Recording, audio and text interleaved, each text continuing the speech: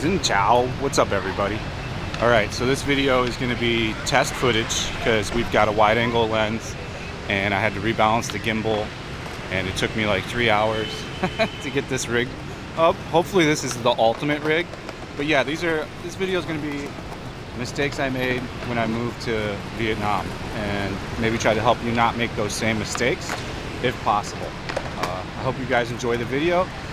Please smash the like button if you don't mind. I'd greatly appreciate it. It helps with the algorithm, as well as subscribing if you haven't and commenting if you don't comment. You can just put great video if you want, or I didn't like it that much, do this different, whatever. Comments are comments, you know? So let's see what it looks like on my face. Oh, wrong mode. There we go. Alright, so this is wide angle lens now. I don't know if it's going to make a difference, but hopefully you should see me better and it should look more wide for when we go and do markets and stuff. So I'm going to shoot a test. I'm going to redo the market over here, so the Windway market, and I'll air that as well, because why not? Alright, so hopefully the setup's working, the gimbal's not freaking out. I tested it at home. It took forever to balance, and I found out I was balancing my gimbal wrong for the longest time. So maybe the footage will even look better. So yeah, let's get into the video. First thing, we'll start with like the lighter stuff for like mistakes I made when I moved here. Shoes. I'm a size 13. It cost me 30 extra bucks to get a pair of shoes here from America, and I have to wait like a month. So if you have big feet, size 13, I would recommend that you buy 3 or 4 pairs. Yeah, because then COVID will be... See, my plan was, you know, I can get regular sized stuff at other Asian countries that I would have been traveling to already by now. So I didn't think of this ahead of time, but it might be a good idea if you got big feet to just double down. Also, if you're a big guy and you're coming to Vietnam and you like to wear fashionable clothes, I would probably buy those in America enough for a few years, because you're gonna... H&M has our size. It tops out at about my weight, 220. And usually the big guy stuff sells out pretty quick at H&M for some reason, or they just don't bring a lot. My guess, I'm starting to think, is they only bring a few like extra large and large over, because almost everyone's like small and medium here. So it would make sense for them to do that. Also, yeah, I'd say fashion, if you're into fashion and you're a bigger dude, you know, you're over 240 and taller than 6'2", yeah, they have like big and tall shops here, but it's not fashionable, you know what I'm saying? It's like very generic looking clothing. So I simply just wear black shorts, black zipper shorts, and a black shirt now.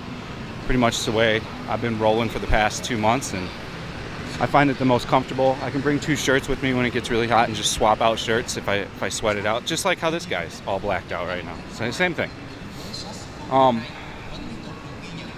Let's see. Here's the big one, and the one I'll spend the most time about, and the one I regret the most, is I didn't learn Vietnamese, and I should have. I should have learned at least basic Vietnamese. I should have took like introductory courses and known the basic. It's a big one, and it's one that I recommend if you're going to move here and within a year or two, start studying Vietnamese. And you can do what I do to learn language and just study vocabulary, or you can just do it the full-on way. Here, like, vocabulary doesn't work as much because they use a lot of the same like phrases and terms, and yeah, I do it right. You know, chile is used all the time as well, which chile is, oh my god. But yeah, you really are going to want to learn. Let's go like flex this wide angle somewhere instead of like on Windway. Let's see if it makes a difference. From what I can see on the camera, because I got a screen that I can look at with this camera, is it looks 100 times more wide angle, and it should be better for what, you know, I do with my channel. There's a cool little like X-Men store thing they have here at Marvel. He doesn't want to be on camera. She was excited he wasn't. Some kind of crafts here. So language is going to be the most important thing that I recommend. That's the biggest mistake I made. I regret it to this day. I think I'm just gonna sign up. The only way I can get myself to commit, like with my busy schedule, is to sign up for a college course and do introductory Vietnamese, and I'm on a forced schedule to where I have to go, you know what I'm saying? So then I'll be forced to go every whatever days it is. Ideally, if they have a three day a week class, that's what I'm going to be looking to do. And then I'll start studying at home too. It's by far my biggest regret, by like 100-fold. I should have learned Vietnamese, and I'm now at like a deficit from that. Like, I'm behind the ball, and now I work so much. So this is the big thing why I tell you to learn now before you come, especially if your schedule's more open. If you plan on working here, you're gonna be busy, so then you're not gonna want to like learn a language as well. So like, you know, I know expats here that have been here 10 years and like don't know any Vietnamese whatsoever. I know other expats that have been here for a year and they like actively study, and they know quite a bit. You know, my buddy Frank Dudek, he studied for like 3 months, and he had introductory skill Vietnamese. He could like basic speak Viet, no problem. So get on it now, start studying now. Why not? It's the way to go. So somebody asked me what my favorite barbecue is. It's this one, Fushigi. I think that's how you say it. But yeah, that's probably my favorite. And then King Barbecue Premium is really good.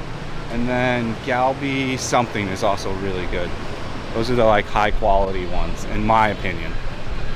We're gonna shoot that market after this. So yeah, language is really the biggest thing. What else did I mess up on? I probably didn't come with enough money. I came with only $2,000, but that's just the way the cookie crumbled. I was leaning on my now failed IT business for income. So I thought I'd be having $2,600 coming in, you know, every month or month and a half, and COVID said, nah, that's not happening, buddy. So I got shut down real quick on that. It's a pen shop. That's kind of cool. Oh, we talked about the pen metaphor before. No need to repeat the pen metaphor. How you sell someone a pen. But yeah, I should have came with more money. Ideally, I would say come with $5,000 at least. If you're gonna get a job, $5,000 you should be good. And you don't go crazy on partying and like get stuck going to Boy Veen or Lady Bar area all the time. You should be good. So in the next few days, they'll start to set up for the flower festival itself, which is like the Tet Festival. And this whole thing, it's like their most lavish thing they do every year. This will just be flowers all the way down here. So I would definitely recommend to come with more money. Learn Vietnamese. If you need bigger shoes and you're a bigger guy and you like high fashion, do that for sure. What else can I think of that I did wrong? I kind of rushed into my first apartment when I got here. I would advise to do, actually I kind of didn't, kind of did, but I should have done what I was doing in the beginning and just hotel hop in each district. That's how I kind of got the feel for like what district I want to like. So I'll recommend you to do that as well. Like I would hotel hop. So like every 4 days I would switch hotels and stay in different districts, like District 3, District 1, different part of District 1. I stayed in all kinds of districts. I stayed in District 5 I think I stayed in almost close to every district except for District 2. I did not stay in District 2. What else could I say that... Yeah, so I would not jump into the apartment right away. Hotel hop to learn what district you want to live in. After you're set with what district you want to live in, get 2 or 3 agents and look at like 50 apartments. Don't be lazy. Don't only look at like 3 or 4 or 5 or 6 or 7. Go ahead and look at the gambit of places, you know. You want to look at as many places as you possibly can. What else did I do wrong when I got here? I can't think of too much more that I did wrong when I got here. I think I really covered the most. The most important one is learning Vietnamese, especially if you're going to be here for any amount of time. You're going to be here, if you're planning for like, years and years to be here, or even 2 years, you're going to be so much more capable of doing things learning Vietnamese. You'll be able to, you know, use the all Vietnamese apps that don't translate into English. I mean, I can go on and on with the list of things you'll be able to do that you wouldn't be able to do unless you had someone that you know that's Vietnamese to do all this stuff for you. It helps with everything. Like, you can go figure out a bunch of this stuff on your own if you know Vietnamese. And then you can meet people quicker as well. Although I have no problem meeting people here. You just have to go for it. So, yeah, I think that's the video. If you guys have anything to add that have moved here and that you did wrong when you moved to Vietnam, leave that in the comment section. And what mistakes did you make in Vietnam when you were here? Also put that in the comment section and we'll start a discussion on that. All right, guys, I appreciate you watching. Thank you very much for, you guys have been crushing it on the liking of the videos and commenting as of lately. You guys rule. Big ups. We'll see you on the next one. Peace out.